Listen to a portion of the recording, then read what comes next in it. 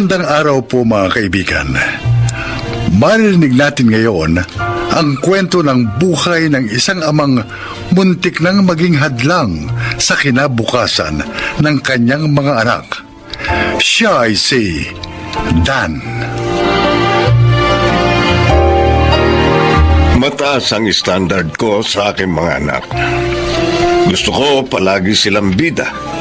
Kahit nung nag-aaral sila, hanggang sa ngayong nagtatrabaho na.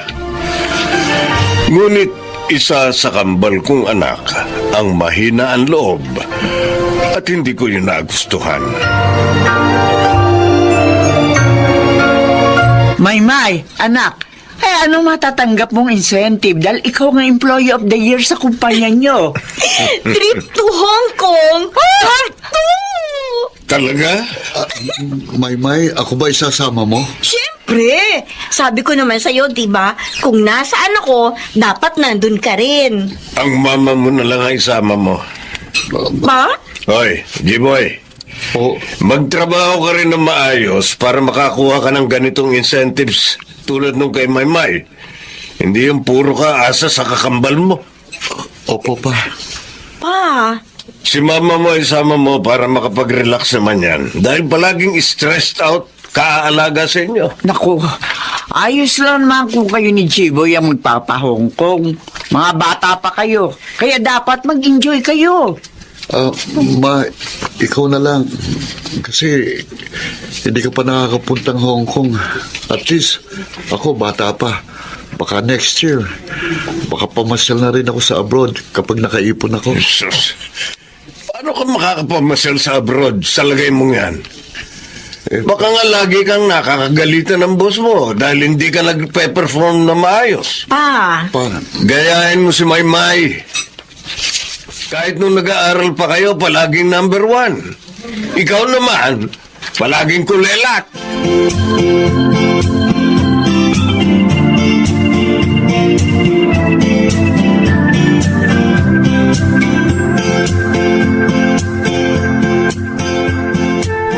G-boy, huwag mo nang pansinin yung mga sinabi ni Papa, ha? Sanay na naman ako sa kanya. At saka totoo naman hindi mo naman talaga kasi ko kapareho. Masyado tayong malayo sa isa't isa. Kahit sabay tayong ipinanganak. Sus, hindi ka naman mahina, eh. Simpleng tao ka lang kasi. Hindi ka kagaya sa akin, ha? Bida-bida. Huwag mo akong alalahanin. Hindi mo naman ako kailangang i-comfort. 25 years old na ako. 2 dekada ko nang narinig ang mga ganong salita kay Papa. Kaya hindi na yung bago sa akin. Pero, sure ka bang si Mama na lang ang pasasamahin mo sa Hong Kong? Final na ba talaga? Oo. O sige, sa susunod, kapag ikaw naman ang nagka-incentive, o kaya kapag nakaipon ka, pasyal tayo sa Indonesia. Oo. Di ba sabi natin, iikutin natin ang buong mundo? Oo, at tutuparin natin yun.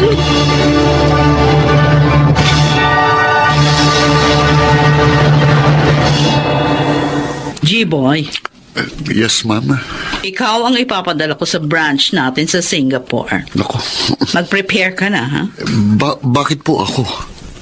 Anong klaseng tanong yan? Ma'am, ayoko po. Hindi ko po kaya. Baka po malugi tayo kapag akong ipinadala nyo doon. Malaking project po ito. Hindi ko po kaya. Anong hindi mo kaya? Ako ang pumili sa'yo. Wala ka bang tiwala sa akin?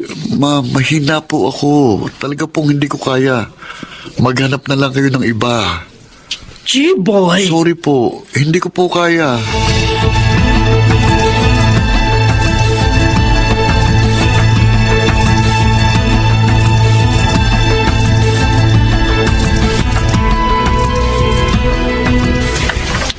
Oh, kumusta ang biyahe nyo? Naku, sayang, hindi ka kasama. Ay, sa susunod. Tiyak namang may matatanggap pang mga ganitong perks si Maymay. Di ba, anak? Oo, pa.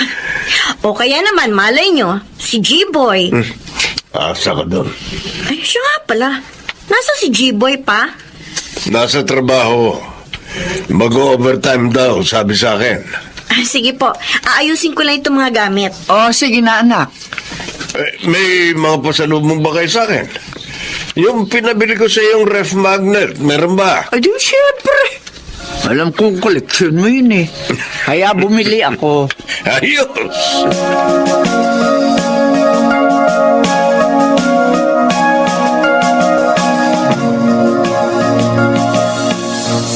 La la la la.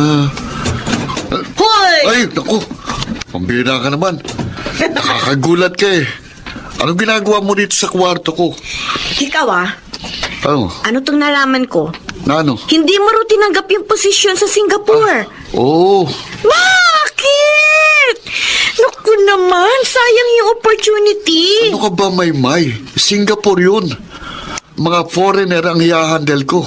Tapos, ang mga kakausapin kong kliyente galing sa mga multinational companies. Kaya nga! Oh. Sayang! Napakalaking opportunity nun. Yeah. Aba, hindi lahat nabibigyan ng ganong chance. My God, tayo mo na ito para napatunayan mo sana kay Papa na magaling ka. Hindi ako magaling. Hindi ko kayang ganong trabaho. Ano? Hindi ako magaling. Hindi ako fit sa trabahong yon. Masaya na ako sa ganito. Kontento na ako na nakakapagtrabaho ko na maayos dito sa Pilipinas. Jiboy naman. Ano ka bang klaseng tao ka? Ano? For sure, hindi ka bibigyan ng ganong offer kung wala kang kakayahan. Tama na yan. Ang mabuti pa, kwentuhan mo na ako ng Hong Kong trip niyo ni Mama. Dali. Ewan? Anong- Babaliw ako sa'yo?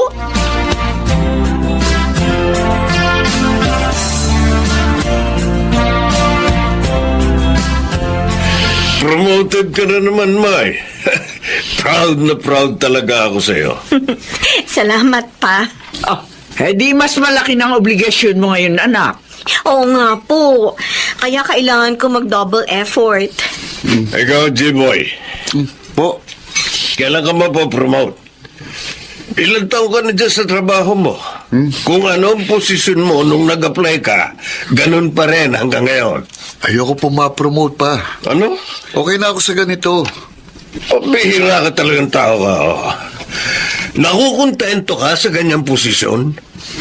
Di wala ka nga yatang maipon dahil ang baba ng sweldo mo. Dan, tama na. Nasapag tayo. Bobo kasi itong anak mo eh. Dan! Pa naman? Nakukontento sa ganyang klaseng trabaho?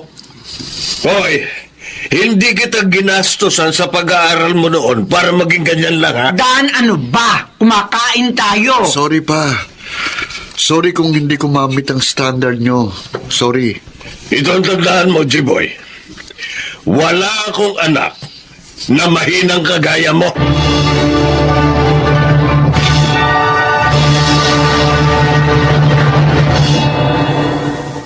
May. Oh, gabi na. Ba't hindi ka pa natutulog? Pa, may gusto sana ako sabihin sa inyo. Ano yun? Tungkol kay G-Boy. Bakit? Alam niyo ba?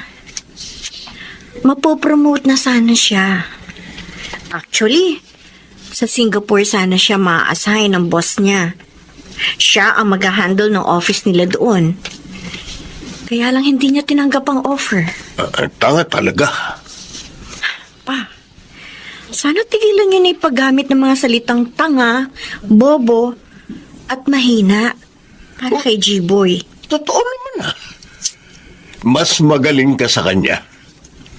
Magkambal kayo pero malayong malayo siya sa'yo. At sana rin po, wag niyo na kaming palaging ikinukumpara sa isa't isa. May. Magkaiba kami, pa. Magkaiba kami ni G-Boy. Pero pareho kaming may kakayahan. Hindi lang po ako ang magaling. Kung tutuusin, mas magaling sa akin si G-Boy. Kaya lang, ayaw niyang nakakaagaw ng atensyon. Napakasimple niyang tao. At marahil nawalan na rin siya ng tiwala sa sarili niya. Kasi palagi ninyo sinasabing mahina siya. Pinaniwalaan niya yun, pa. Kaya kahit napipili siya sa mga mas malalaking project, Hindi niya tinatanggap. Kasi ang akala niya, hindi niya talaga kaya. Pa, magkapatid kami ni G-Boy. Huwag niyo po sana kaming gawing magkakumpetensya. Mahal kong kakambal ko. At ayoko may isa sa amin na tinatratong iba. Pareho niyo po kaming anak. Sana pareho niyo kaming mahalin.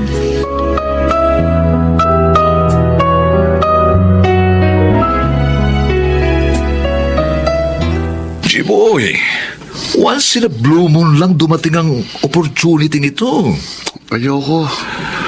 Okay na ako rito. Ayan ka lang naman ayan ka lang naman. Nung ulang beses kang sinubukang i-reassign ni boss sa Singapore, inayawan mo. Hindi ko kaya yun. Ngayon ayaw mo na naman. Sayang, pre, sayang. Libreng 6-month training abroad. Abay, kapag nakapagtapos ka nito, maaari kang ma-promote pare sa mas mataas na posisyon. Tataas pa sweldo mo. May mga incentives pa. Pare, career advancement to. Ayaw mo bang makaipong agad? Saka isa pa, sabi mo, di ba, pangarap mong makaikot sa buong mundo kasama ang kakambal mo. Naku pare, makakatulong ito ng malaki. Isa pa, mas magiging secured ang future mo rito, pare. Huy, ano ba? Sige na, tanggapin mo na ito.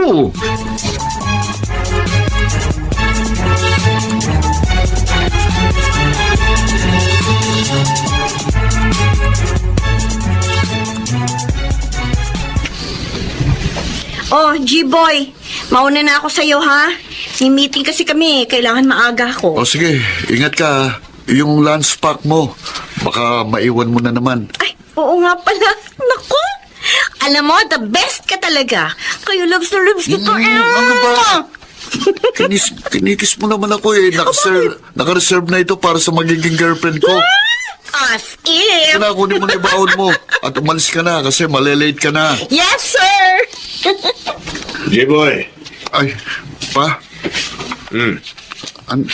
ito ay suot mo ngayon. Ano ito? Di ba nakikita ko ano yan? Long sleeves. Bagong bili ko yan.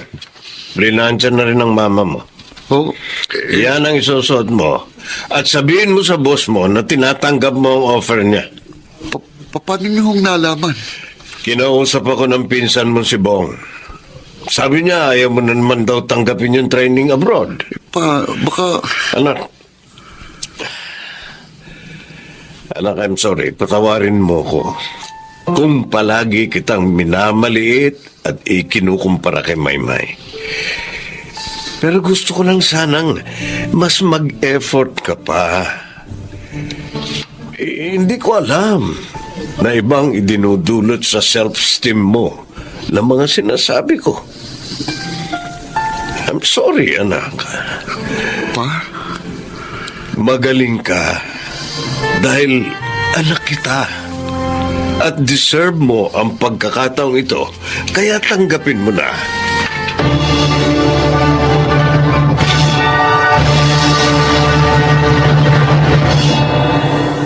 Mula ng araw na yon, parang naging ibang tao ang anak ko. Ngayon, nasa ibang bansa siya matapos matuloy ang kanyang promotion.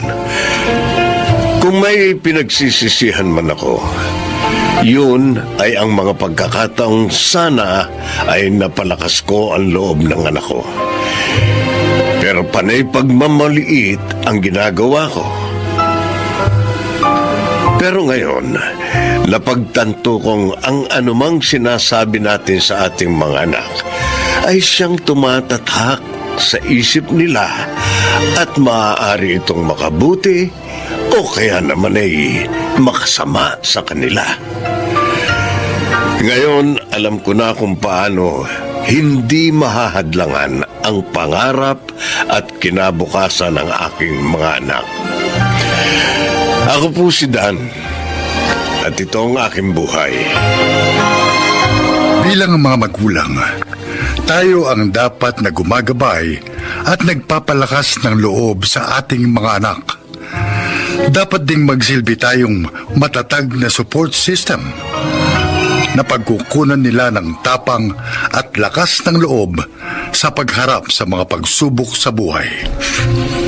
Mga nagsiganap, Chiquit del Carmen Amor, Susan Robles, Rosana Villegas, June Martin Legaspi at Lionel Benamin sa papel na Dan. Naglapat ng angkop na tunog, Jerry Mutia, sa musika ni Buboy Salonga. Supervisyong teknikal, Eric Lucero at Bong Muyar. Creative consultant, Phil Cruz. Production assistant, Anching Cruz. Ito'y mula sa panulat ni Rita Labanon. Sa direksyon, Salvador M. Royales. Ito ang aking buhay.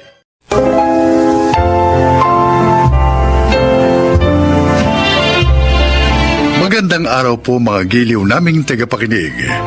Sa araw na ito, isa na namang kasaysayan ang inyong maririnig na kapupulutan nyo ng aral sa buhay. At ito ay ilalahad ni Danilo. Bata pa ako ay pangarap ko na maging pulis. Kaya naman ang ito'y aking maabot, ay ginawa ko ang lahat ng pag-iingat sa aking pangalan at kapangyarihan. Pakinggan po ninyo ang aking kwento.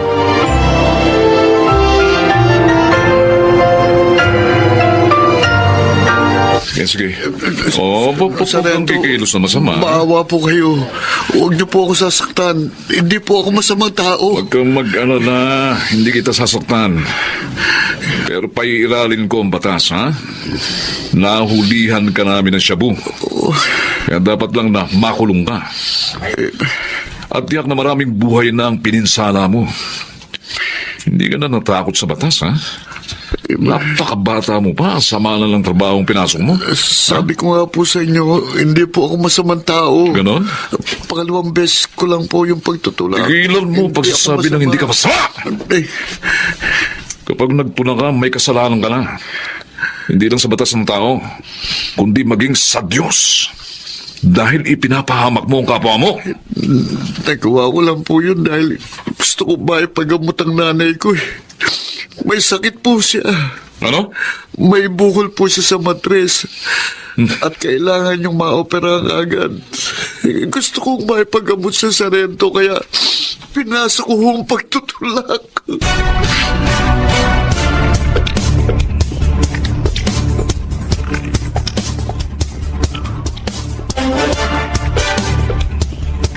Diyos ko, ang anak ko, nakakulong pala. Kaya pala hindi siya nakauwi kagabi. Alam niyo po ba ang trabaho ng anak niyo, Aling Isabel? Hindi po, sa rento. Ay kung nalaman ko yun, hindi ako papayag. Ang alam ko ay namamasada siya ng tricycle para mabuhay kami. Mula nung ako'y magkasakit, siya nang mag-isang nagtrabaho upang mabuhay kami ng isa pa niyang kapatid. Nasaan po asawa niyo? Patay na ho. Sabi nito, Danilo, mabait ang anak ko. Maaring natukso lang siyang gumawa ng masama dahil sa kalagayan ko. Maawa na kayo, palayain niyo siya. Naku, hindi po pwede ang gusto niyo, Mrs. Nagkasala po ang anak ninyo. Kaya talagang makukulong po siya. Dapat po kasi naging matatag siya sa pagharap sa mga pagsubok sa buhay. Sargento. Pero hayaan po ninyo. Tutulungan ko po kayo upang makapagpagamot ho. Ay, salamat po. Ilalapit ko kayo sa mga ahensya na tumutulong sa mga katulad nyo. Danilo, kumain na tayo. Paborito mo yung ginataang hipon, di ba? Wow, ang sarap pero mamayang konti na lang, Herlinda. Oo, bakit parang malungkot ka? Meron bang problema sa presinto? Wala naman. Naawa lang ako sa pamilya nung isang pipitsuging pusher na nahuli namin kahapon. Nahulog siya sa trabahong yun dahil sa kahirapan. Siya ang breadwinner ng pamilya at wala na siyang ama. May bukol pa sa matris ang nanay. Marapat din namang bigyan ng pagkakataong makapagbagong buhay. At maiba nga pala ako. Nasaan si Carol? Kanina pa ako rito pero hindi ko siya nakikita. Wala namang pasok sa university ngayon. Isinama siya ni Darren. May pupuntahan daw silang birthday party. Oy, baka naman napababayaan na ng ating anak ang kanyang pag-aaral, ha? Dahil sa pakikipagrelasyon sa Darren na yon. Hindi. Nag-aaral pa rin mabuti ang ating si Carol. Huwag kang magalala. Mabuti naman. Alam mo, kung ako lang ang masusunod, ayoko muna makipagnobyo siya. Kaya lang, dahil sa pakiusap mo, pumayag ako. Danilo, mahal niya si Darren. Ayoko naman magrebelde si Carol. Kaya, yun, pinayagan ko na. O siya, sige. Basta, kung may problema sa ating anak, ha? Huwag mong ililihim sa akin, ha?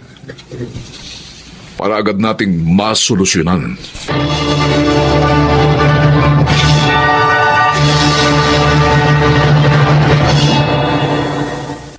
Carol, mamaya ka na umuwi.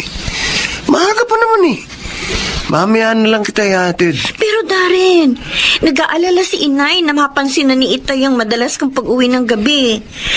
Ikaw naman kasi. Gabi-gabi lagi mo ko dinadala dito sa bahay niyo. Bakit? Masarap naman ang ginagawa natin. Pareho tayo nag-i-enjoy. Tapos na naman tayo eh. Gihatid mo na ako. Mamaya na nga. Meron pa tayong gagawin. Ano pa? Darren, alam ko siya buna sa maliit na plastic na yan, ha? Huwag mo sabihin. Sasamahan mo akong bumatak ngayon. Darren naman, ayoko.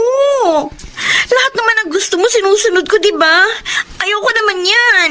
Bad trip ka naman eh. Kung talagang mahal mo ako, gagawin mo ang gusto ko. Carol, mag-usap nga tayo. Ano ba yun, Nay? Iniintay na ako sa labas si Darren. Sandali lang. Lumapit ka rito. Ano ba kasi yun?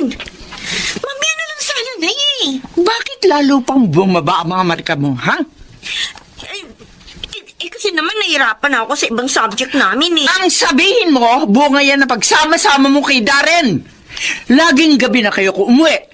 Hindi ko lang sinasabi sa tatay mo ang ginagawa mo dahil baka kung ano ang gawin niya sa'yo. Di sabihin niyo. Buti nga yun eh. Para pahintuin niya na ako sa pag-aaral. Walang niya ako. Aray ko. Bakit ba kayo nananampal? Sinabi ko lang naman na totoo. Ayoko na nga mag-aaral eh. Balang ka na ngayon sumagot sa akin, ha? Tama ang tatay mo.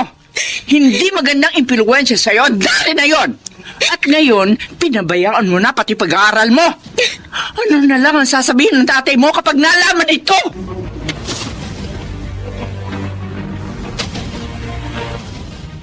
Bakit ngayon mo lang sinabi sa akin, Erlinda? Bakit? Nag-aalala kasi ako. Na baka mamaya saktan mo ang ating anak. Sinabihan na kita na anuman ang problema sa anak natin, huwag mong ililihim sa akin, hindi ba? Naglihim ka. Paano ngayon? Ha? Paano? Napakaraming back subjects na anak natin. Pasensya na, Danilo. Sorry. Dapat na nating ilayo si Carol sa lalaking yun bago pa may masamang mangyari sa kanya. Ibang ang anak natin sa dari na yon, Danilo. Paano kung hindi siya pumayag? Anong gagawin natin?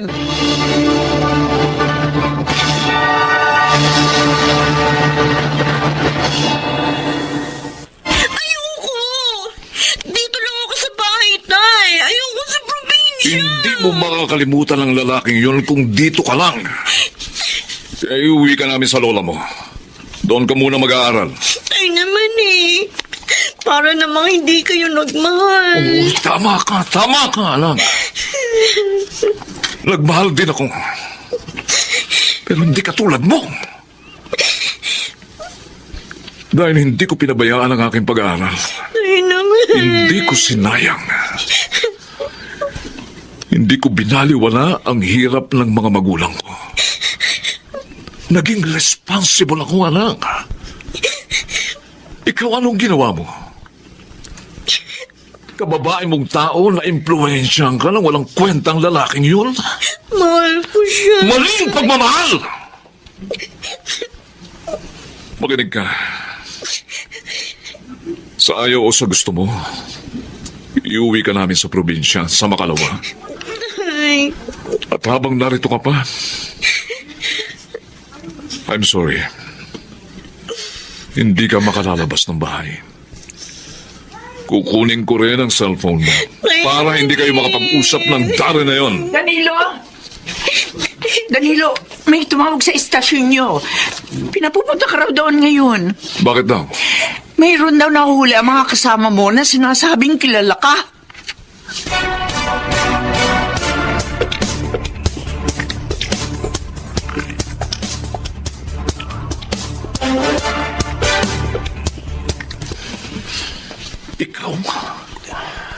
Ikaw ang tulak na nahuli ng mga kasama ko? Darren?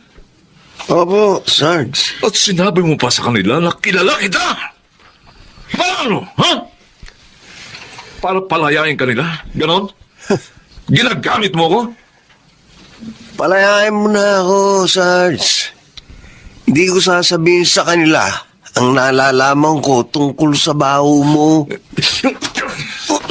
Ang baho kong sinasabi mo, ha? Ano? Bitiwan mo kung nasasaktan ako. Anong gusto mo sabihin? Anong gusto mo sabihin? Syota ako ang anak mo. Oh, At tulad ko, adik din siya. Adik yung kaisa-isa mong babaeng anak. walang hiya ka. Walang hiya ka. Bawiin mo, sinabi mo. Bawiin mo! Wala akong babawiin. Oh, Yun ang totoo, kahit tanungin mo pa siya.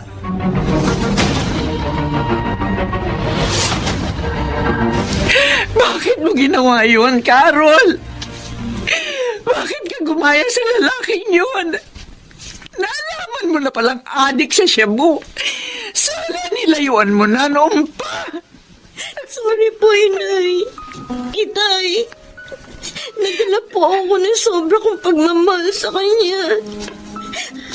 Kaya kahit po sarili ko, naibigay ko na rin sa kanya. Hanggang sa maging addict na rin ako kagaya niya. iningatan ko ang aking pangalan. Mula lang ako'y maging pulis. Naging tapat ako sa aking tungkulin. Pala magkakaroon ako ng anak na adik sa droga. Napakasakit naman ang ginawa mo, anak. Napakasakit. Patawad po, Itay. Patawad po.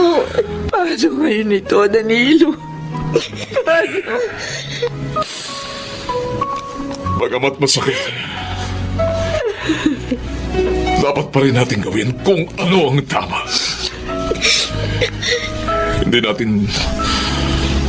Hindi na natin dadalhin sa probinsya si Carol. Sa halip, ipapasok natin siya sa rehab. Sikapin mong gumaling, anak. At magbagong buhay ka. Ihintayin ka namin. Opo, Itay. Susunod na po ako sa inyo.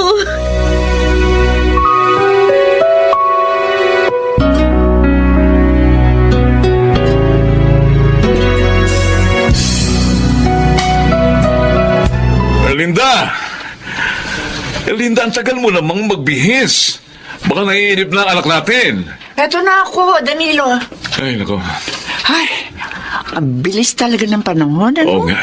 Parang kailan lang nandali natin ng ating anak sa rehab. Tama ka. Ngayon, lalabas na siya. Oh, paano? Sa probinsya na ba natin ididiretso si Carol pagkatapos sa rehab? Yun ang gusto niya, Erlinda. Doon na raw muna siya mag-aaral. Alam mo, mabuti na lang mailigtas natin ang ating anak. Kaya ngayon, malaya na siya sa droga. Maging sa dare na yun. At salamat sa Diyos. Dahil tinulungan niya tayong gawin kung ano ang nararapat.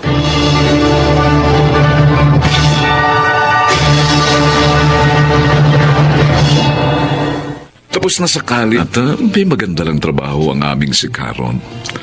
Patuloy pa rin sa pagtatapat sa aking tungkulin sa bayan. Sa kabila ng mabigat na pagsubok na dumating sa aming pamilya. Sana naman po ay kinapulutan nyo ng aral ang aking kasaysayan. Ako po si Danilo, isang pulis. At ito ang aking buhay. Sana'y marami pang pulis ang maging tapat sa bayan upang ang kapayapaan ay lubos nating makamtan. Mga nagsiganap, Susan Robles, Chiquit del Carmen Amor, Junel Benamin, Rosana Villegas, at June Martin Legaspi sa papel na Danilo.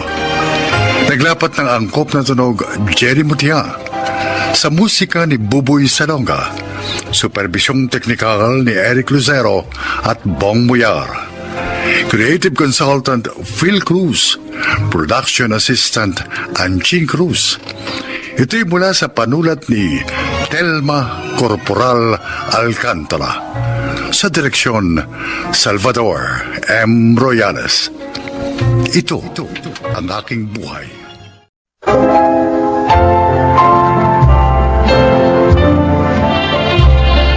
Mga kaibigan, marinig niyo ang kasaysayan ng isang ginang na kahit lumipas ang mahabang panahon ay hindi nalimutan ang kanyang pinakapangarap. Siya ay si Celeste.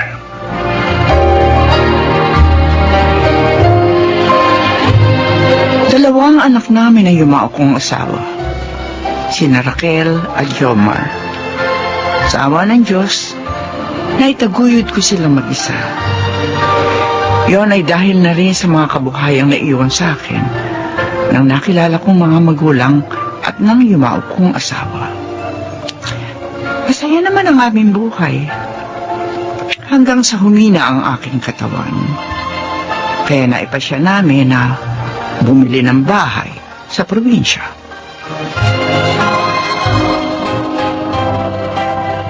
Maganda tong bahay, di ba, Ma?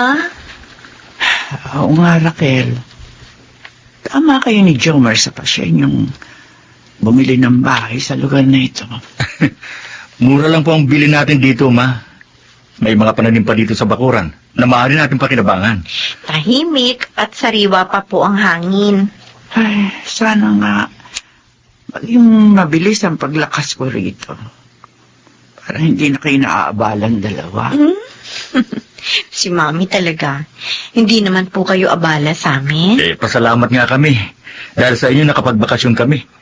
Wala kasi na makapagtapos kami. Puro trabaho na ginaasikaso namin. Masyado kasi kayo masipag. Maiba ako. Ano yung iba nalaman ang tungkol sa lugar na ito? Sa isa ko pong kaibigan na taga rito, Ma. Si Primo.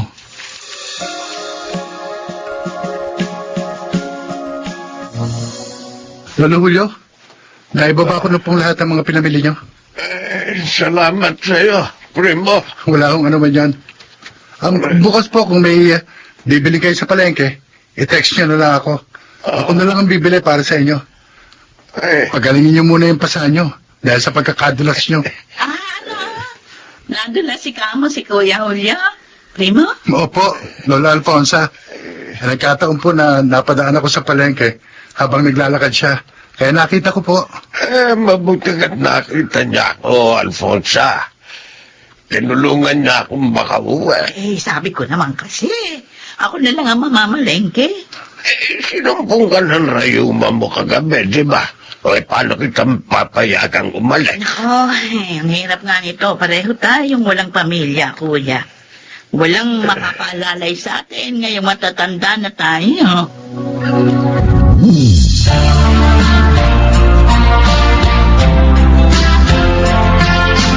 Jomar, tinawagan mo na ba yung kaibigan mo? Oo, Ate Raquel. Kagabi pa. Tinext mo nga rin bago ko tinawagan para hindi niya makalimutan. O bakit wala pa? Magandang mag-beach habang hindi pa masyado mainit. Excited ka na masyado, ha? Hintayin na lang natin. Parating na yun. Baka may inaasikaso lang kaya na late.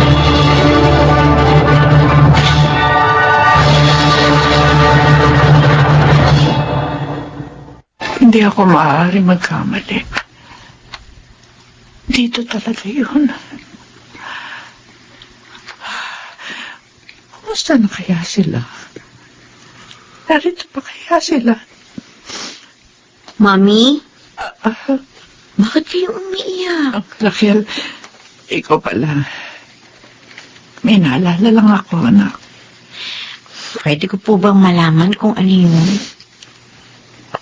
Ang aking nakaraan. Ho? Dito ako lumaki. Sa probinsyang ito.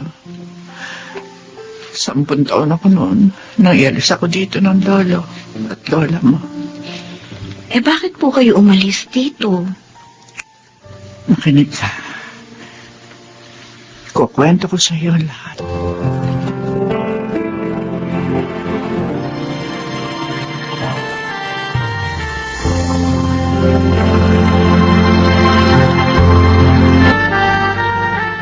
Okay, Jomar. Marami na kayong buko. Naipitas ko na rin kayo ng mga papaya. Salamat, Primo. Pasensya ka na, Primo, ha? Inabala ka namin. Hindi kasi kami marunong pumanik sa puno lalo na to, si Jomar. Pero ngayon matututo na ako. Nakita ko ng ginawa ni Primo. Ayos lang naman yun, Raquel. Jomar. Bro, dito ka na mananghalian, ha? Oo nga naman. Nang matikman mo naman ang masarap na luto ng mami namin. Sige ba? Uy, may nag-text sa cellphone ko. Dali Uy, si Lolo Julio. Humihingi ng tulong. Lolo mo? Hindi ko siya lolo. Ilang ang tawag ko sa kanya. Pero malapit sa amin ang bahay nila ng kapatid niyang si Lola Alfonsa. May nangyari daw sa kanila Kaya humihingi ng tulong. Pupuntahan mo ba sila? Oo, Raquel. Kawawa naman sila, parehong matanda ng magkapatid na yun. At wala silang pamilya. Sasamahan na kita. Baka makatulong din ako.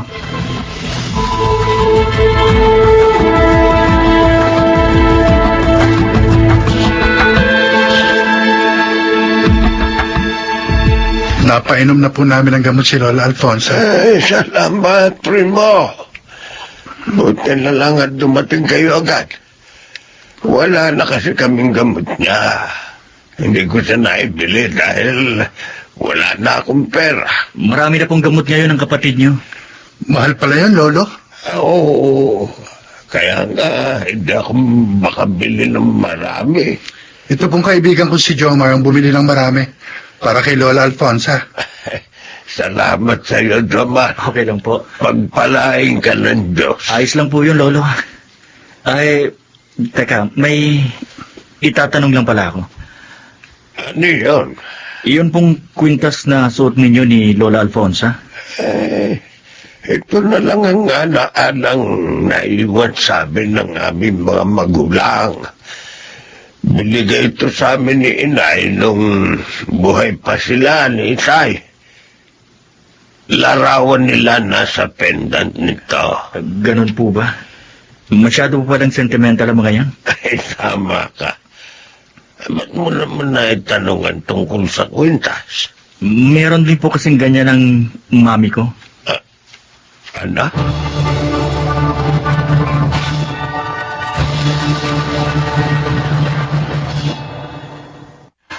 Totoo ba yung sinasabi mo, Jomar? Opo, mami. Kapareho talaga ng kwintas ninyo. Ang suot ni na Lolo Julio at Lola Alfonsa. Sabi pa nga nila, picture ng parents nila ang nasa pendant ng kwintas. Diyos ko. Mami, sabi niyo sa akin, Julio at Alfonsa ang pangalan ng mga kapatid niyong napawalay sa inyo. Oo, anak. Kapatid? Di ba wala naman kayong kapatid, Mami? Jomar, ampun lang ako ng kinagis na niyo lolo at lola. Kinuha nila ako ng sa mga kapatid ko. Dahil hindi sila magkaanak. Ha? Kung ganun, posibleng kapatid niyo sina Lolo Julio. Sa mga information na sinabi mo, malamang na sila na nga ang mga kapatid ni Mami. Ang mga kapatid ko. Ang tagal kong pinangarap na muli sila makita. Mami, para makatiyak tayo, ipa-DNA test po natin sila.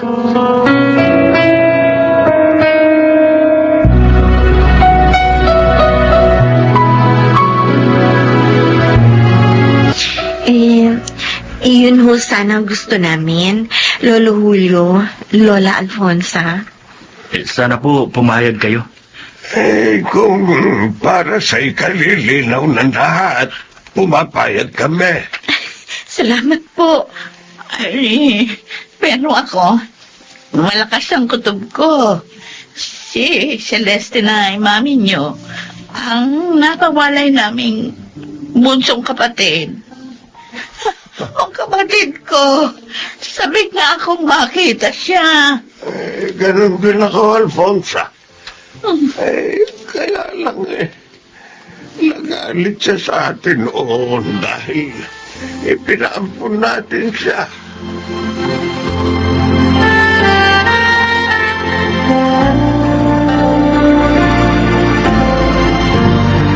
Mami, malalim na ang gabi. Matulog na kayo. Maaga pa ang lakad natin bukas. Hindi na ako makapaghintay, anak. Gusto ko na mag-umaga. Sabik na akong malaman ang resulta ng DNA test. Excited na nga rin po ako, Mami. Pag nagkataon, magkakaroon na kami ng tita at tito ni Jomar. Pero, alam nyo, nag-aalala po si Lolo Julio. Bakit? Nagalit daw ho kayo sa kanila, lalo na sa kanya, noong ipaampun nila kayo.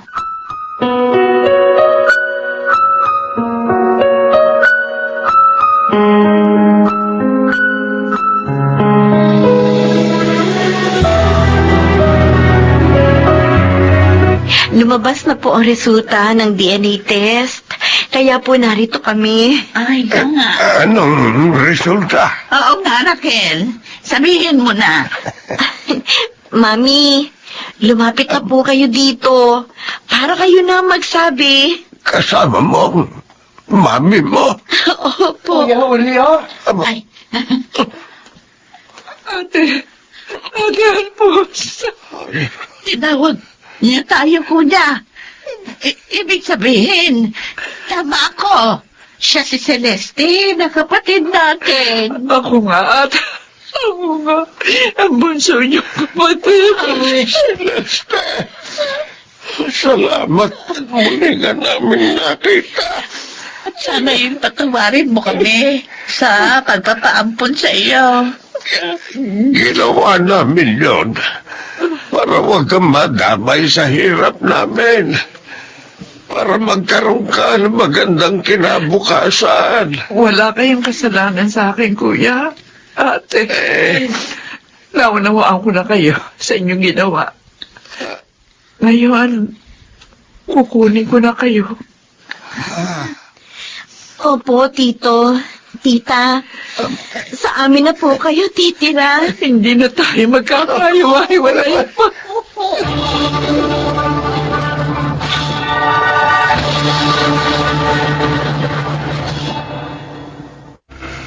Nagpapasalamat ako sa Diyos.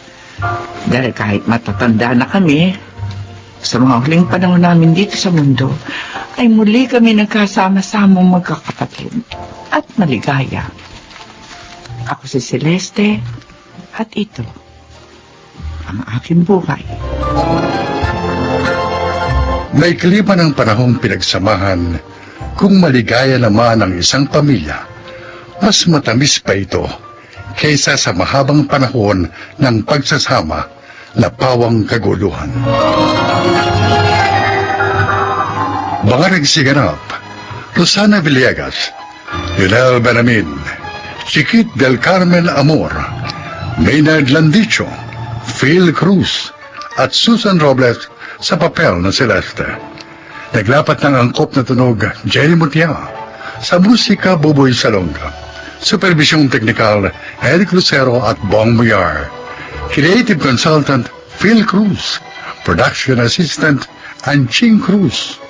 Ito'y mula sa panulat ni Selma Corporal Alcantara. Sa direksyon Maynard Landicho Jr. at June Martin Legaspi. Ito ang aking buhay.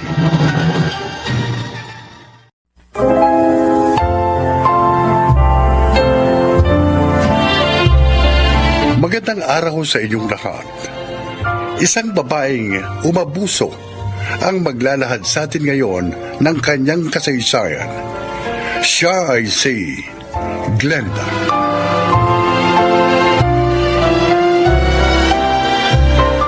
May kaya sa buhay sina Chito at dahil masipag naman kaming dalawa, lalong guminhawa ang buhay namin nang ikasal kami. Nakakahiyamang sabihin, pero dahil doon, kaya nagbago kami. Masarap na na itong almusal, Glenda. Ba't nakasimangot ka? Si Neneng kasi, nakita ko, may isa na namang kapitbahay na binigyan ng tanim nating kamyas. Ha? Na naman? Oo! Teka, dati ba niyang ginagawa yun? Oo nga! Ba't di mo siya pinawalan? Hindi niya dapat gawin yun. Lalo na't wala tayong permiso. Sinabihan ko na siya. Kaso nga, may binigyan na naman siya kanina. Ang katwiran niya, kaunti lang naman daw ang hiningi ng kalugar natin. Pangsigang lang daw. Bakit na? Dapat magtanim sila ng may magamit sila. Hindi yung namimirwisyo sila ng iba. Yun din nga nasa isip ko. Alam mo, gusto ko na nga paalasin si Neneng eh. Dahil matigas ang ulo. Palayas mo na. Madali naman makahanap ng kapalit niya. Kaya natin magbayad. Baka pag ako pang nakapagpalaya sa kanya, naku, baka masaktan ko pa yun eh.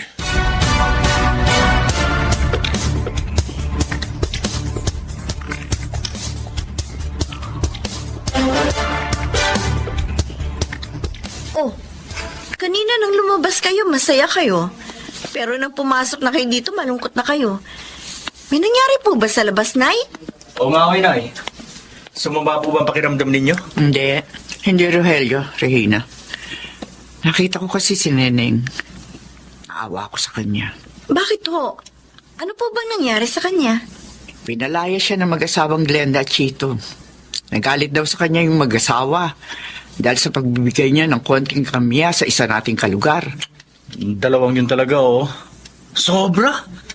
Yumaman lang parang hindi na marunong makipagkapwa. Oo nga.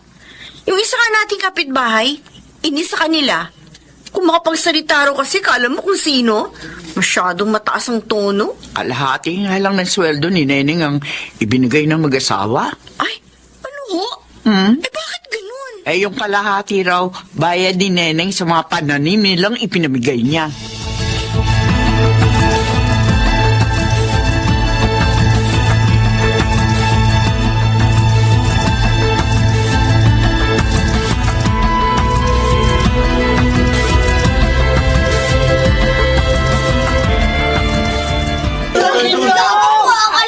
Brandon, dami palang bata rito sa lugar mo. Oo, Chito. Masaya nga ang dalawang anak namin eh. Ha? Masaya sila? Dito? Nakakainis sa lugar na ito. Kasi ang kukulit ng mga bata, oh, ayan, oh. Eh, yung ang isa, nasigawan ko pa kanina eh. Bakit naman? Ayaw kasi lumayo sa kotse ko. Eh, baka mamaya kasi masagasaan pa sila. O kaya magasgasan itong kotse ko, di ba? Oo. Eh, hindi naman mababayaan ng mga magulang nila. Ikaw talaga, Chito. Masyado kang high blood eh. Kulit eh. Lagi kang mapapaawa niyan. Huminahon ka lang.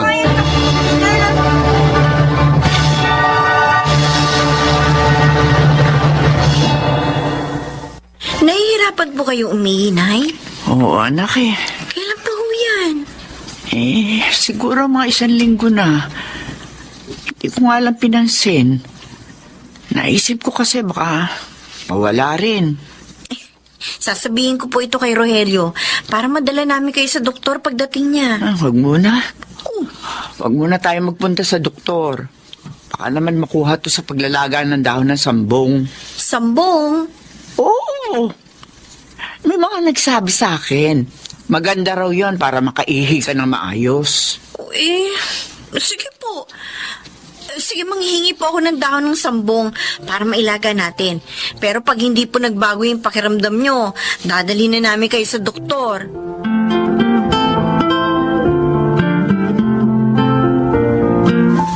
Manghihingi ka ng mga dahon ng tanim naming sambong. Oo, sana, Glenda. Konti lang naman para sa biyanan ko kay Nanay Anita. Inabala mo ako sa ginagawa ko, manghihingi ka lang pala. Pasensya ka na, ha? Bakit kasi kayo mga mahihirap? Ang hilig nyo manghingi ng pananim ng iba. Dapat magtanim kayo sa lugar nyo para hindi kayo makaperwisyo. Ang sakit mo naman magsalita. Oy, bakit? Ilang piraso lang naman ang hinihingi ko, ah. Nakikiusap pa ako. Ang dami mo nang sinabi. Oy, kung ayaw mo masaktan, huwag kang manghingi. Umalis ka na nga dito, perwisyo. Oo, aalis ako. Di mo naman kailangan ako itaboy. Damot mo. Yumaman lang, hindi na marunong makipagkapwa.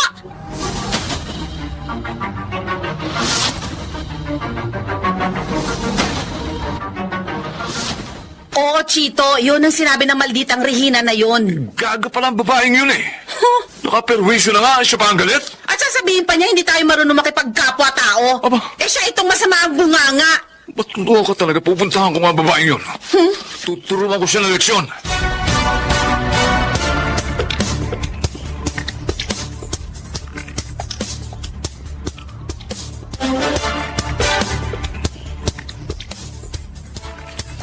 Bakit ka ba nagagalit? Hindi ko naman kinuha yung sambong niyo, ah. Kahit na, pinagsalitaan mo pa rin na masakit ang asawa ko. Chito, siya ang una nagsalita ng masakit sa akin. Wala kang karapatang saktan ang loob ng asawa ko. Dapat sa'yo tinuturuan ka ng leksyon eh. Aray ko, bitawan mo ang beso ko. Halika. Oh, bitiwan mo si Regina, Chito! Huwag ka makialam dito, ha? Hindi mo binibigyan ng leksyon ang asawa mo. Kaya ako magtuturo sa kanya. Sabi ng bitiwan mo siya!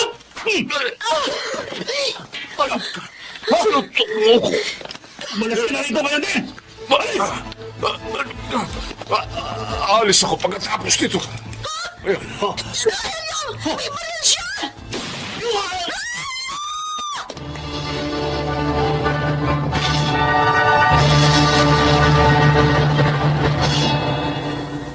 Ano nangyari, Chito?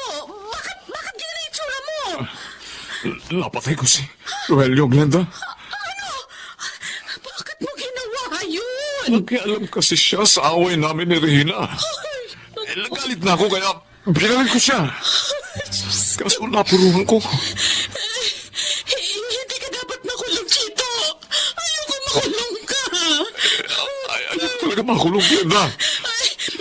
Magtago ka. Tama, magtago ka habang inaayos ko ang lahat.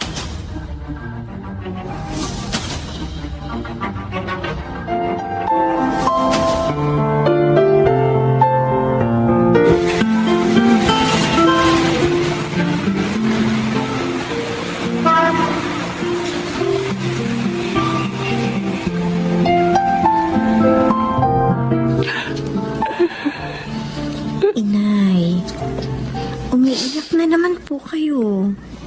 Naalala ko lamang si Rogelio, Regina. 3 taon nang patay ang anak ko. Pero hanggang ngayon, hindi pa rin nahuhuli ng mga pulis ang walang yan si Chito. Hindi pa rin nagkakaroon ng katarungan ng kanyang sinapit. Nalulungkot din po ako dahil doon, Inay. Pero hindi po ako pinanghihinaan ng loob. Patuloy po akong umaasa sa malaking magagawa ng Diyos. Madadakip din po si Chito. Huwag po tayo huminto sa pagdalangin.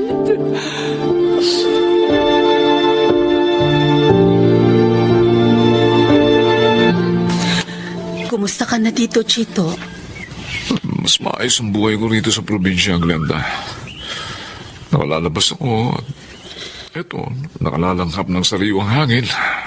Pero mas pumayat ka pa yata kaysa sa dati. Oo nga eh. Siguro dahil nalulungkot ako. O ano, kumusta naman ang mga anak natin? Ayon, miss na miss ka na nila. Miss na miss ko na rin kayong lahat.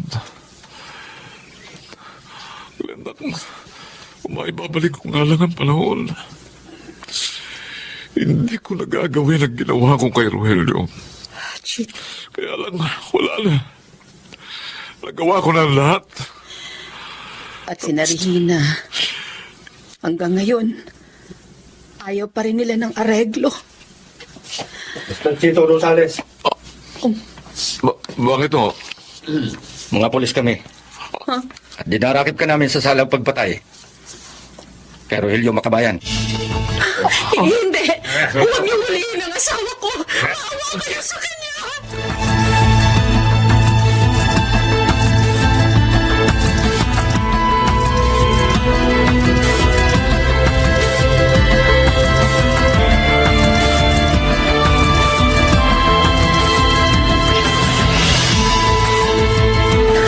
Nagmamakaawa ako sa inyo, Regina. Aling Anita, huwag niyong ipakulong ang asawa ko. Maawa kayo. Tagal naming hinintay na mabigyan ng katarungan ng pagkamatay ng aking anak. At ngayong narito na ang katarungan yun. Gusto mo pa rin pigilin? Ayaw ko pong mawalan ng ama ang mga anak ko, Aling Anita. Kailangan namin si Chito. Kailangan din namin si Rogelio. Pero dahil sa kayabangan at pagiging matapobre ninyo, namatay siya. Wala kayong awa. Regina. Pinagtaguan pa ng asawa mo ang kanyang kasalanan. Salamat na lang. Hindi natutulog ang Diyos. Kaya ngayon, pagdurusahan na ng asawa mo ang kanyang kasalanan.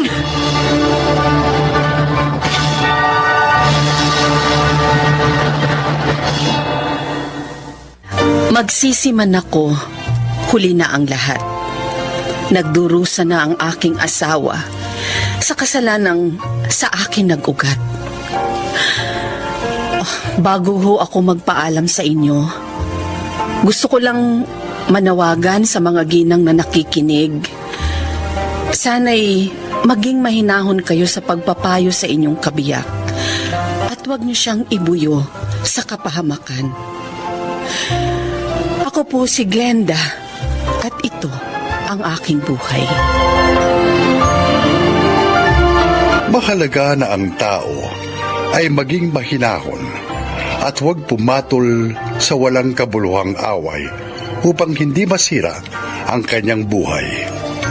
Mga nagsiganap, June Martin Legaspi, Chiquit del Carmen Amor, Maynard Landicho, Susan Robles, Phil Cruz at Jenaline de la Cruz sa papel na Glenda.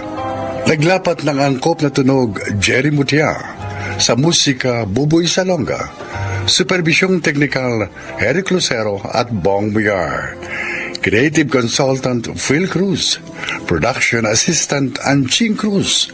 Ito'y mula sa panulat ni Selma Corporal Alcantara, sa direksyon Salvador M. Royales. Ito ang aking buhay.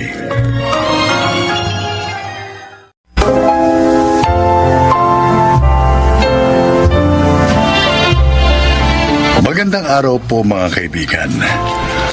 Maririnig natin ngayon ang paglalakad ng isang padre de pamilyang naharap sa pinakamadilim na bahagi ng kanyang buhay at kung paano niya ito nalagpasan.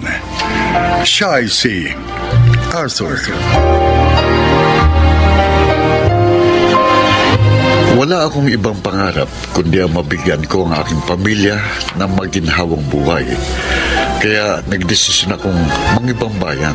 Tiniis ko ang pangungulila sa aking pamilya dahil alam kong ang lahat ay pansamantala lamang.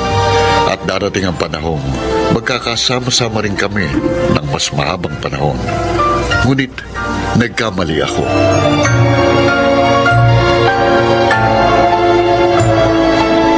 mo, nalabang ko ng lahat ang kurtina mo rin. Aho, Pati mga bedsheet at seat cover. Yung punda, pati kumot. salamat ho, Nay. Pasensya na kayo ha. Kayo pa naglaban ng mga yan. Ayos lang, basta para sa banugang ko masipag, mabait at responsable. Salamat.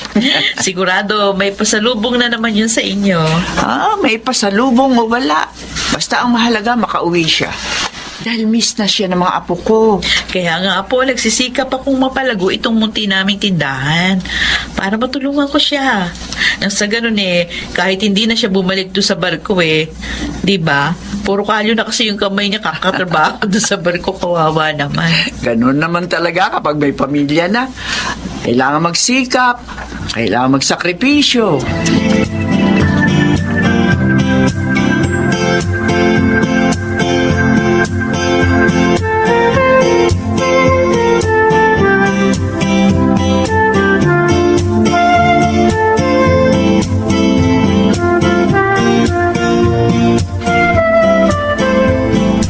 Nako, dapat nagbe-beauty rest ka na, Mare. Sorry naman. Paano ka makakapag-beauty rest? Ang dami naming inaasikaso. Para kapag dumating siya, areglado na. Kailan ba ang dating ni Pare nang maipagluto ko man lang? Bukas makalawa na dito na yun. Ay sige, dadalhan ko kayo ng aking espesyal na chicken barbecue. Talaga? Oo! Hindi naman na kayo iba sa akin Naku, salamat, Mare, ha? Tapos yung utang ko nga pala kay Pare, baka mabayaran ko na sa susunod na linggo. Kasi naniningil na rin ako ng mga pauutang ko sa catering. Okay, sige. O siya, basta ha, bago siya dumating, dapat nakapag-beauty rest ka na para masundan na ng bunso nyo. Uy, ano ka ba? Ay, Ikaw bakit? talaga. Okay di ba sa yung dalawa lang ang anak nyo? Alam mo, kapag lumaki ang mga anak mo, marirealize mo, dapat pala dinagdagan mo sila. Kahit isa. Ako nga, 5 ang anak. Kaya ang gulo sa bahay. Pero masaya.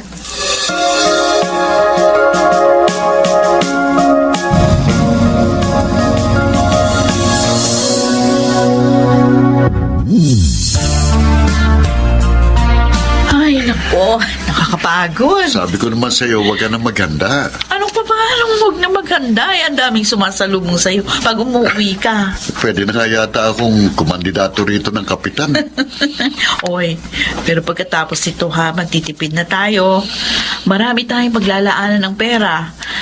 Ayoko magtrabaho ka sa barko habang buhay, Pakiramdam ko kasi kapag malayo ka, parang na rin ako may asawang sundalo. Kapag hindi kita makontak na matagal, natatakot ako. Parehas lang tayo. Hayaan mo. Huling sampa ko na ito sa barko sa susunod na Naku, buwan. ano ba yan? Kararating mo lang, Huwag na muna natin pag-usapan yung pag-alis mo.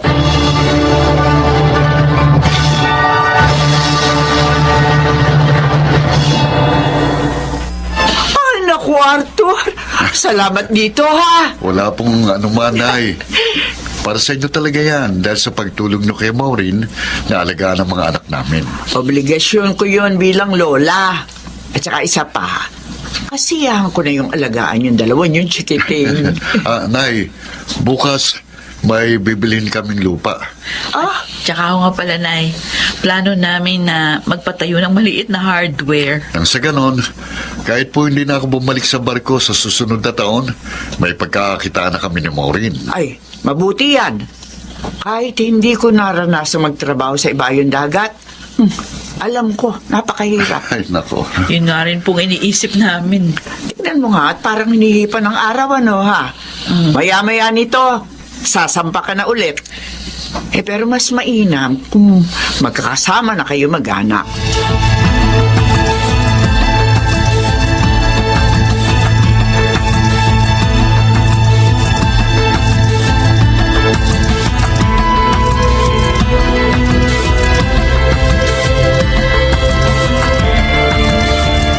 Arthur, mag-iingat ka doon, ha? Paulit-ulit ka na ng bilin mo, mahal. Siyempre. Kayo ng mga batang mag-ingat dito, lalo na't wala kayong kasamang lalaki sa bahay. Iba ng panahon ngayon. Yung kusina nga pala, nilagyan ko ng double lock yung pinto. Thank you. O sige, mga bata, huwag mo babayaan. Oo. Pangako, pag uwi ko sa susunod, hindi na ako aalis uli. Pagsasama-sama na tayo.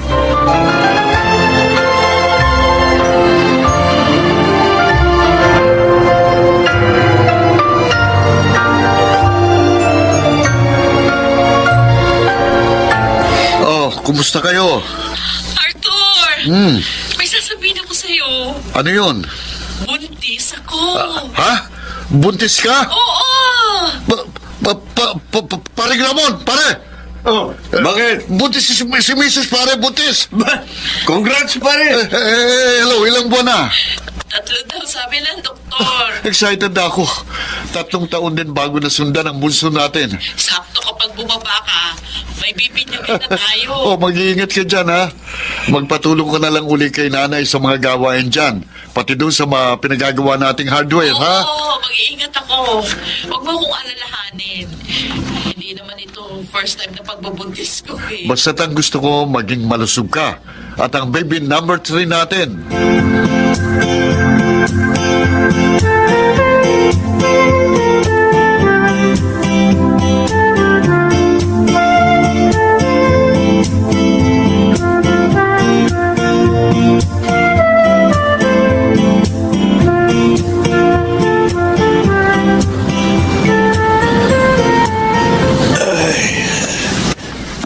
Pagod.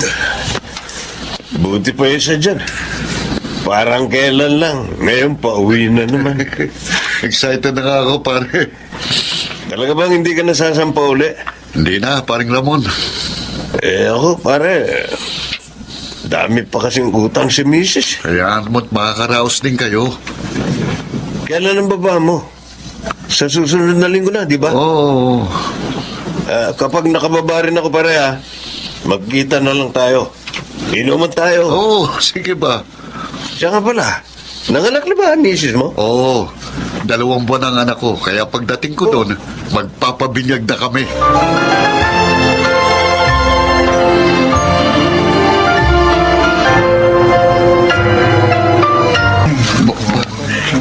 Bakit ang daming tao dito sa daan papunta sa bahay namin? Bakit kaya? Si nanay yun. Teka, bakit may mobile ng pulis sa harap ng bahay namin? Sir, ano ito? Bawal pong pumasok, Ang oh. bahay ko yan. Teka, kayo ba ang asawa ni Maureen Santelices? Opo. Naku, pasensya na, sir. Bakit to? Arthur! Nay, ano nangyari? Arthur! Nay, ano nangyari? Ang asawa mo! Di ba, Marlene? Ano nga ho nangyari sa kanya? Nay, ano nangyari? Pinatay po ang asawa niyo, sir. Ano? Anong pinatay? Sa initial investigation namin, robbery ang motibo. Dahil may mga nawawala raw na gamit, sabi ng inyong inay. Mukhang nakilala ng misis niyo ang magnanakaw, kaya pinatay siya. Hindi!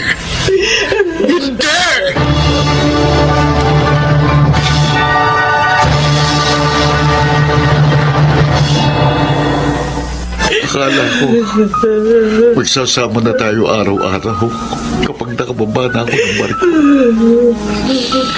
Bakit narinan ka? Bakit sa kabawang kita maabutan? Paano na ang mga pangarap natin? Paano na? Arthur! Nay, bakit kailangan mangyari ito kay Maureen? Nay, Hindi ko rin alam. Arthur. napakabuting asawa ni Maureen. Bakit kailangan mamatay siya sa ganitong paraan, ay? Wala na tayo magagawa. Kundi tanggaping wala na siya.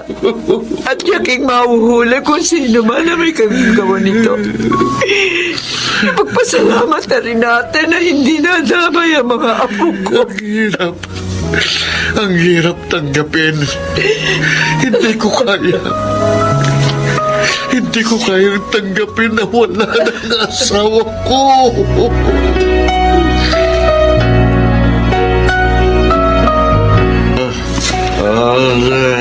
Pare, lasing na lasing ka na naman. Kailangan ko maglasing din. Kundi, hindi ko magagawang matulog sa gabi. Ilang buwan na ang lumipas mula nang mamatay si Maureen. Kailangan mong malagpasan ng pagsubok na ito. Ako, May mga anak kayo. Isa pa, sayang yung negosyo nyo kung mapapabayaan mo. Sayang din yung pinaghirapan ni Maureen. Sasabi mo yan dahil hindi ikaw ang narito sa kalagayan. Nako, pinapayuhan lang kita, pare. Ang dami-dami na yung pangarap ng mag-asawa. Papabinyag kami sa anak namin ng umuwi ako, pero ang inabutan ko, isang bahay na diniligan ng dugo ng kawawa kong asawa. Sabihin mo nga, paano kung magagawang tanggapin yon? Paano?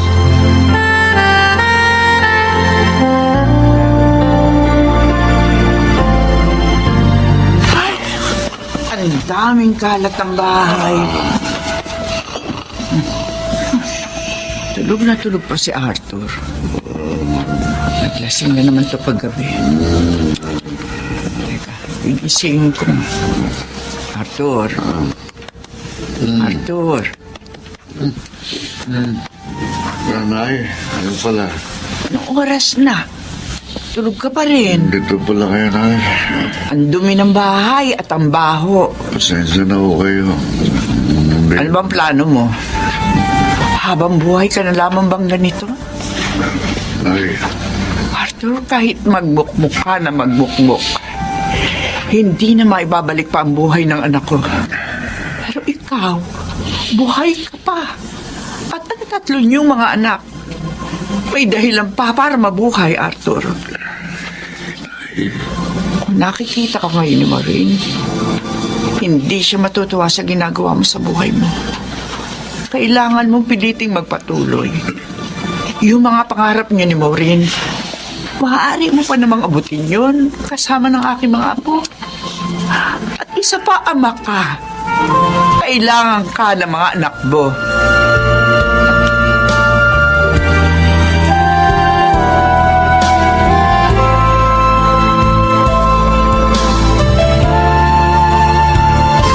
Sasampa ka ulit sa barko. Oo, Nay.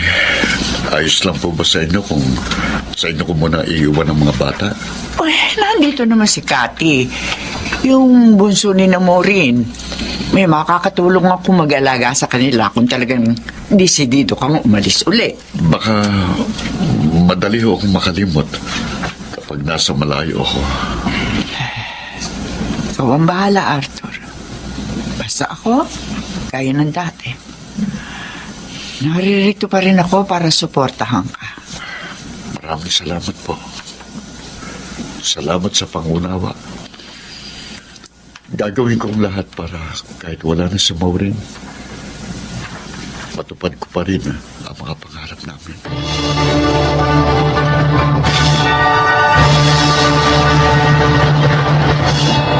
Di sa inagap, hindi ko inakalang sasapitin ng aming pamilya ang isang malagim na trahedya.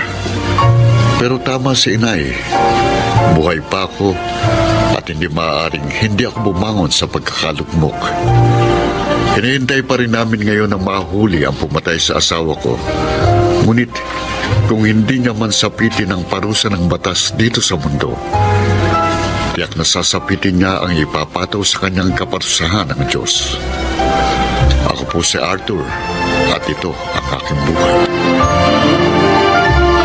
Ang dahilan ng bawat pagsubok na dumarating sa tao ay hindi upang siya ay papanghinain, kundi upang siya ay higit na patatagin. Makaragsiganap, Rosana Villegas, Susan Robles, Yunel Benamin, Jenaline de la Cruz, June Martin Legaspi at Phil Cruz sa papel na Arthur. Naglapat ng angkop na tunog Jerry Mutia. Sa musika Buboy Salonga. Supervisyong teknikal Bong Muyar at Eric Lucero. Creative Consultant Phil Cruz. Production Assistant Anching Cruz. Ito'y mula sa panulat ni Rita Labanon. Sa direksyon Salvador M. Rianes. Ito ang aking buhay.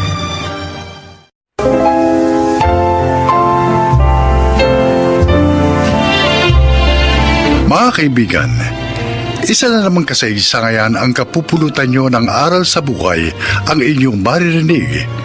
Ito ay ang kwento ni James. Gusto ko ng high school. Pero tagalinis lang ng sasakyan ang naging trabaho ko. 17 years old pa lang ako noon. Pero naging ama na ako. At dahil ayaw sa akin ng pamilya ni Nancy, nakitira kami sa aking mga magulang.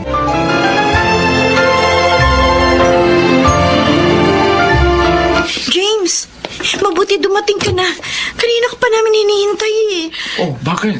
Kasi si Junior. Inaapoy ng lagnat ang anak niyo, James. Ano?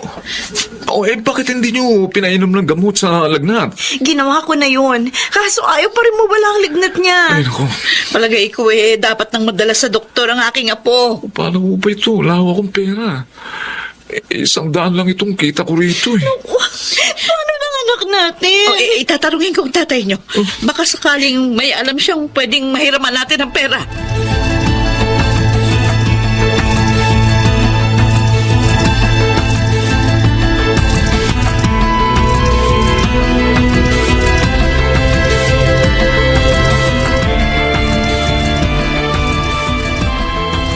Nagkasakit pala apo ko. Noong isang buwan yung bunso. Ngayon naman si Junior. Opo, Nay. Sabi ng doktor kaya ganun dahil kulang sila sa masusustansyang pagkain. At malamang tulad ng dati, ipinangutang uli ni Naneli at Dante ang pagpapagamot sa bata. Wala po kasing pera si James. Kailan ba naman nagkaperang washer na yon? Washer na nga lang ang trabaho, tamad at may bisyo pa. Nay. Nagulat ka, no? Dahil alam ko ang bisyo niya. Ikaw nga, anak, tigilan mo na ang pagiging tanga sa lalaking yon. Iwan mo na siya. Umuwi kayo ng mga apo ko sa bahay. Tapos, magtrabaho ka. Mahal ko si James, Nay. Ay, lintek na pagmamahal yan. Hindi mo maibibilihan ng pagkain, lalong hindi maipambabayad sa doktor. Ayoko rin pong mawala ng ama ang mga anak ko. Kung gaya din lang ni James ang ama nila, mabuti nga, wala na lamang silang ama. Anak, manong gumising ka na. Magsikap ka habang bata ka pa. At huwag mong sayangin yung buhay mo sa walang kwentang James na yon.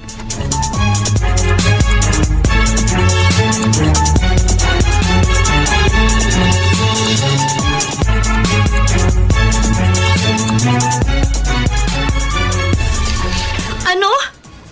Gusto mo maging runner ako ni Bonjo? Oh, James naman!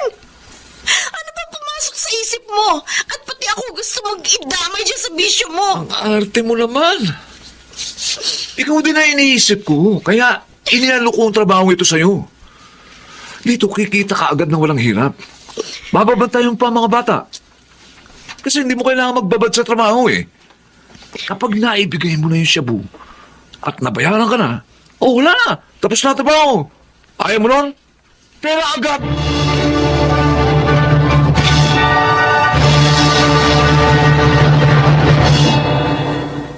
Pero ba yung kinagagalit nyo? Buti nga kumikita na maayos si Nancy. Gago. Bakit niyo ko sinuntok? Dahil baluktot ang katuwiran mo. Hindi mo dapat biniyo ang asawa mo sa ganong masamang trabaho. Ikaw ang dapat magtrabaho. Magsikap para sa pamilya mo. Hindi yung paggawa-gawa lang ng bata at pagsyabu-syabu ang alam mo. Wala nga po ang mapasukang trabaho eh. Kasi nga, tamad ka. Anak. May video pa. Anak, magbago ka na. Iwan mo na ang bisyong yan. Habang hindi pa huli ang lahat. Puro kayo pintas! Alis na lang kami rito! Parang hindi nyo na kami mapakailaman! Bumalik ka rito. Oy, James! Hindi pa tayo tapos! Naku, ano bang dapat natin gawin para magbago ng batang yon? Ano?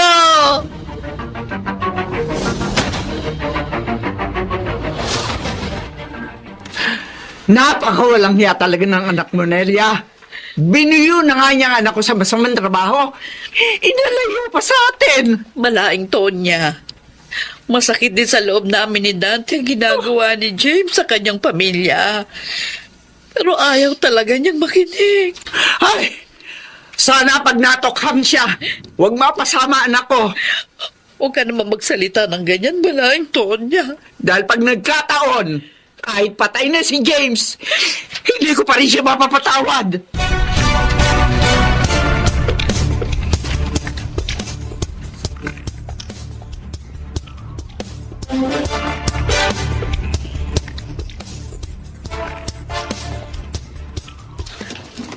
Ay, Diyos ko po. Ano ka ba naman, Dante? Nakakagulat ka naman kung magbukas ng pinto. May masamang nangyari sa manugang natin, Elia. Bakit? Ano nangyari kay Nancy? Hinuli ng mga pulis sa ako nagbebenta ng shabu.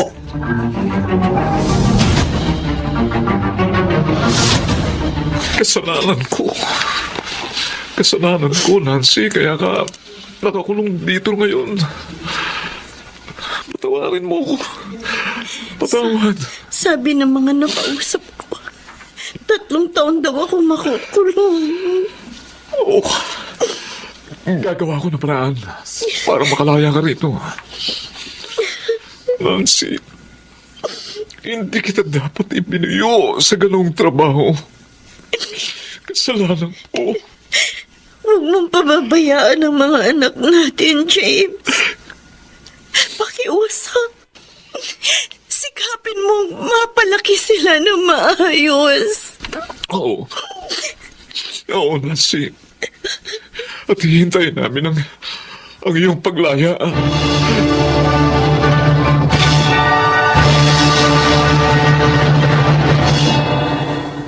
Abay, wala pala rito ang mga anak mo, James. Mang Martin, iniuwi ko muna sila sa mga magulang ko. Hindi ko po sila maalagaan dahil naglilinis po ako ng mga sasakyan. Nag-aaral pa rin po akong mag-welding. Aba, maganda yan. Sa pinapasukan ko, nangangailangan ng mga welder. Maaari kitang maipasok doon kung gusto mo. Talaga po, Mang Martin? Oo.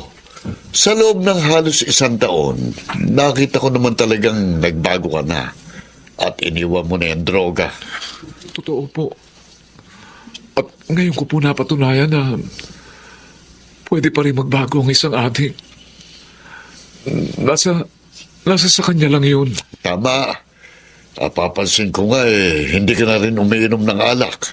Lahat po ng bagay at gawaing makapagtutulak sa akin para muling magsyabu. Iniiwan ko po, Mang Martin. Mabuti yan. Hayaan mo. Isasama kita sa pagbalik ko sa Saudi. Look, maraming salamat po, Mang Martin. Oh. Napakalaking tulong sa amin ang gagawin po ninyo. Hindi ko po sasayangin ang tulong ninyo. Pangako po yan.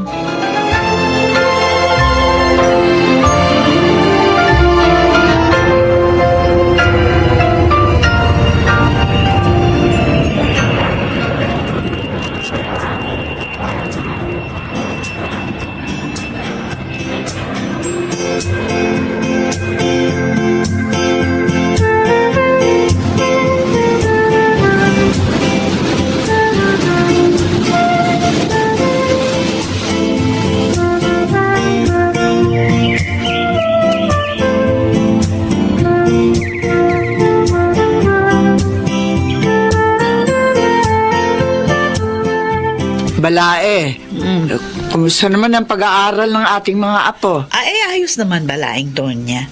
Matataas ang mga marka nila. Ah, kakatuwa naman. Galing nga pala kami kay Nancy nung 1 linggo. Ay, kumusta anak ko, Balaing Dante? Tagal na akong hindi nakakadalaw sa kanya dahil nga, ayun, nakakapos kami. Malapit na siyang lumaya, Balae. Yun ang balita niya. Salamat naman. Madalas ko na rin siya makikita. Kahit naman madalas ko siyang pagalitan noon. Mahal ko naman ang anak kong yun. Oo naman, Balae. Alam namin yun. Hindi naman porke kinagagalitan ng anak hindi na siya mahal ng magulang. Madalas, kaya tayo nagagalit dahil ibig nating maituwid sila ng landas. Sana naman sa pagkakataong ito, maunawaan na tayo ng ating mga anak. Palagay ko naman ay naiintindihan na nila tayo. Kasi nagbago na rin si James namin. Ay, may package nga pala siya para sa atin. Sandali ha. at kukunin ko ang para sa iyo.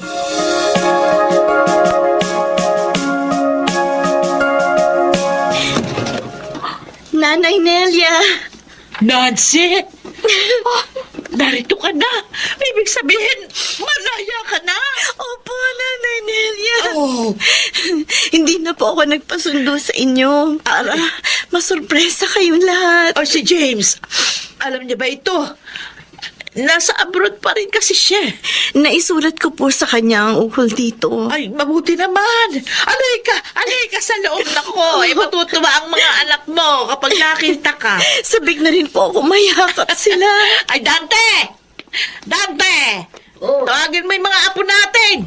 Naririto na si Nancy! Malaya na siya!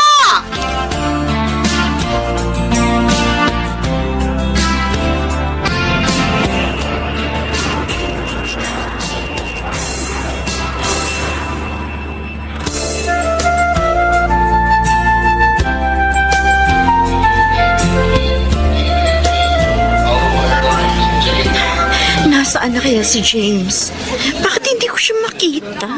Nancy, narito ako. Si James!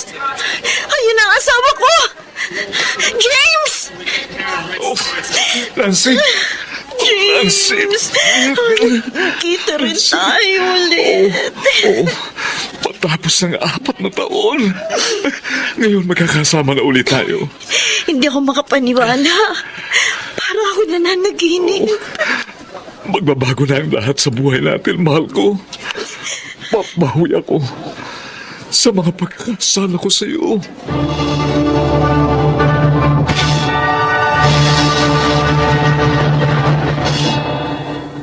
Maayos na ang buhay namin ngayon ni Nancy. At sa awa ng Diyos, ay napag-aaral namin ang aming 2 anak. Patuloy pa rin ako sa pag-abroad para mapaghandaan naman ang pagka-college ng aming mga anak. Sana po, kinapulutan niyo ng aral ang aking inilahad. Ako po si James. At ito ang aking buhay. Kung magiging malambot lamang ang puso ng bawat tao at paiiralin ng tama, mababawasan ang suliranin ng lipunan. Mga nagsiganap, Chiquit del Carmen Amor, Rosana Villegas, Lionel Benamin, Susan Robles, Phil Cruz at June Martin Legaspi sa papel na James. Naglapat ng angkop na tunog Jerry Mutiang, sa musika Buboy Salonga, superbisyong teknikal Eric Lucero at Bong Muyar, creative consultant Phil Cruz, production assistant Anching Cruz. Ito'y mula sa panulat ni Selma Corporal Alcantara. Sa direksyon, Salvador M. Reales. Ito ang aking buhay.